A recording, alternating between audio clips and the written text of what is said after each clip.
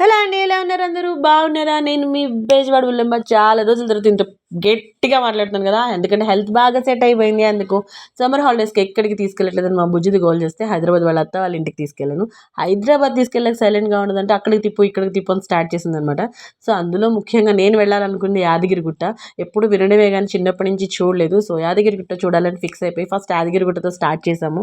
యాదగిరిగుట్ట అనగానే ఏదో కొండ మీద చిన్న గుడి ఉంటుంది అనుకున్నాను, కానే కాదు.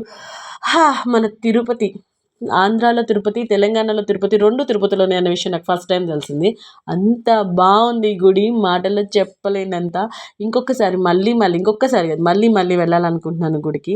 మీరు కూడా మీకు ఎప్పుడైనా కుదిరితే ఒక్కసారి మాత్రం స్వామివారి దర్శనం చేసుకోండి.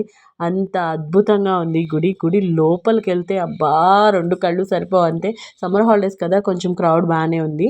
ఫ్రీ దర్శనానికి అయితే 3 to 4 hours మనకి టైం పడుతుంది. అండ్ టికెట్ తీసుకున్న 150-300 తీసుకున్నా సరే 35 to 45 minutes అయితే ఖచ్చితంగా టైం తీసుకుంటుంది. మేమైతే వెళ్ళాం. అండ్ కొండ పైకి వెళ్ళిన తర్వాత మళ్ళీ స్వామివారి దగ్గర ఆ పైన గుడి కొండ ఎక్కడానికి కూడా ఎలక్ట్రికల్ వెహికల్స్ ఉన్నాయన్నమాట. సో అసలు ఎక్కడ కూడా మనం కష్టపడాల్సింది ఏం లేకుండా ఉంది. బట్ వయసులో ఉన్న నడవాలి కదండి, అందుకే కొండ పరపర ఎక్కేసాం అనమాట మనం. అండ్ వెళ్ళంగానే స్వామివారికి ముందు మొక్కులు చెల్లించేసుకొని అక్కడ అఖండ జ్యోతి ఉంటుంది. సో దర్శనం చేసుకొని అండ్ వెంటనే లైన్లోకి వెళ్ళిపోయాము. అక్కడ ఈవినింగ్ 4కి దర్శనం ఆపుతారని తెలిసింది. సో ఎక్కడ మేము ఆఫ్టర్నూన్ అంటే నైవేద్యం టైంలో ఆపేస్తారేమోనని వీడియోస్ తీసుకుంటూనే, ఇదైతే మా తమ్ముడు తీసిన వీడియో, మీకోసం లోపల గుడి చూపించాలని జస్ట్ అలా తీసి అలా వదిలేసాం అనమాట. ఇది దర్శనం చేసుకుని బయటకి వచ్చేసే గోపురం అనమాట. దర్శనం అయిపోయిన తర్వాత గుడి బయటకు వచ్చేస్తాం. గుడి ఆవరణ చూసారా అసలు, గుడి ప్రాంగణం ఎన్నిసార్లు అక్కడ ఉండిపోవాలనిపించింది. ఈసారి మాత్రం ఖచ్చితంగా ఈవినింగ్ టైం వెళ్తాను. తిరిగే కొద్ది గుడి వస్తూనే ఉందండి. అంత పెద్ద గుడి, ఎన్ని ఎకరాలు మనకు తెలీదు. అండ్ ఈ వీడియో నేను ఆల్రెడీ అప్లోడ్ చేస్తే పాట కాదు కొంచెం మాటలతో చెప్పొచ్చు కదా అన్నారు. సో నాకు గుడికి వెళ్ళగానే అక్కడ ఆ గుడి చరిత్ర చదవడం నాకు తెలుసు అనమాట. సో అందులో కొంచెం మీకోసం చెప్తాను. నవనరసింహ క్షేత్రాల్లో ఒకటైన యాదగిరిగుట్ట నరసింహస్వామి గుడికి ఘనమైన చరిత్రే ఉంది.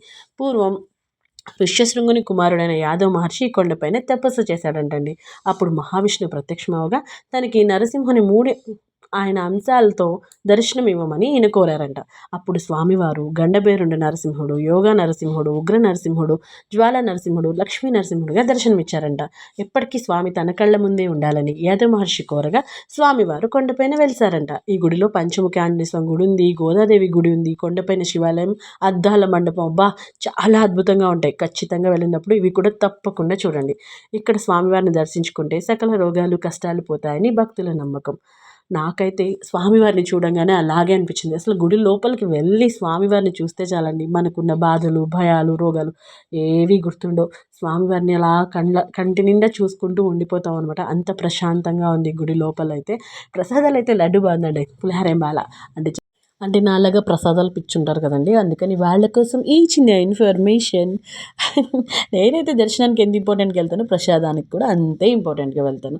మేము దర్శనం అయిపోయిన తర్వాత గుడి చుట్టూ ఒక ప్రదక్షిణ చేస్తామన్నమాట. గుడి చాలా పెద్దది అండ్ మెట్లు దారి కూడా ఉంది. మెట్లు పూజలు కూడా ఇక్కడ చేస్తున్నారు స్వామివారికి. అండ్ ఒక్కసారి మాత్రం తప్పకుండా వెళ్ళి విజిట్ చేయండి, మనసు చాలా ప్రశాంతంగా ఉంటుంది. మేము లాస్ట్ సమ్మర్లో సింహాద్రి అప్పన్న, ఈ ఇయర్ ఏమో యాదగిరిగుట్ట శ్రీ లక్ష్మీనరసింహస్వామి గుడికి అయితే వచ్చాము. ఆయన దర్శనం చేసుకుంటున్నాం. ప్రతి సంవత్సరం మా బుజ్జిదాని పుణ్యం అనేదో రకంగా. నాతో పాటు మీకు కూడా పుణ్య దర్శన ప్రాప్తిరస్తూ. వీడియో నచ్చితే లైక్, షేర్, సబ్స్క్రైబ్ అబ్బా.